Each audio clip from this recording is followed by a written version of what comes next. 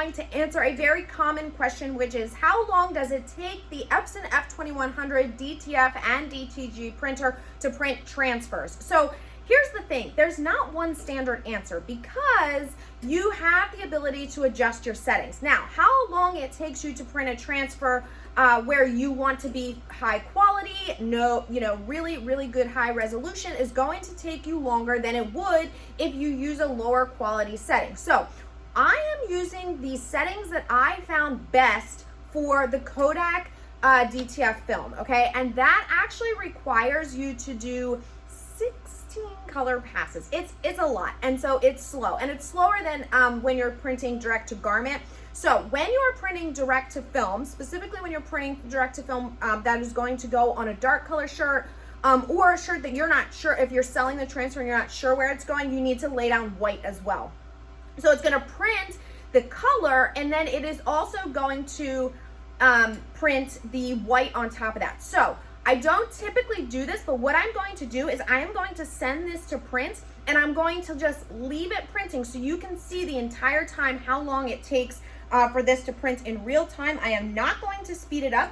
If you just want to skip ahead to the end so that you can see, you can go ahead and do that, but I will tell you that this is going to print in its entirety. I have a sheet here that is basically taking up, or a design here that's essentially going to take up about 90% of the sheet. There's one large design here, and then there will be two more here. And so once we're finished that, we'll have an idea of how long it takes to print a full A3 size DTF sheet, whether you're using that for gang sheets or multiple designs on there, or just one large one. Okay, all right, so I'm gonna hit print here in a second, and then we will test this out.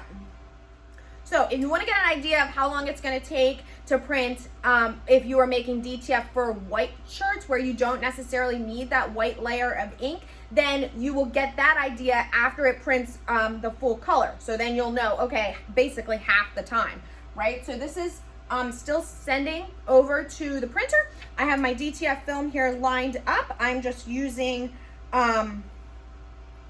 I don't use any tape or anything, although you could tape down the edge, but I'm not going to. Okay, so here goes. I'll see you in probably, my guess is 7.5 minutes. Let's see.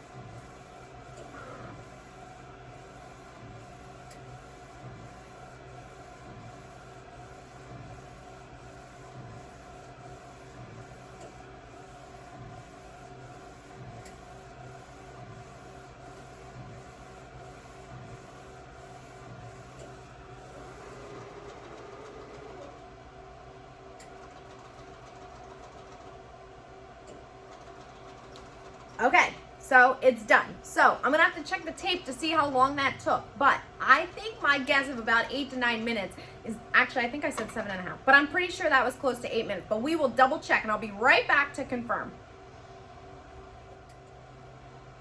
Okay, I just checked. In the original video, and there's a little bit at the beginning, it started printing at the 2:41 mark and it was finished at 10:56. Now, if you're gonna watch this back, you're gonna see that the times are a little bit different, but 2:41 to 10:56 means it took over 8 minutes to print this full sheet. You can see I haven't put the curing powder on yet, so I can't lift it up because I don't want the ink to smear, but that is how long it took if we were gonna do basically, and like I said, maybe call this 85% of this sheet, but this is a full A3, about 11.5 by 14, no, 16 size sheet. So keep that in mind when you are trying to consider how fast does the Epson F2100 print DTF prints, okay? Took about what I would call 8:15 to print a full size sheet.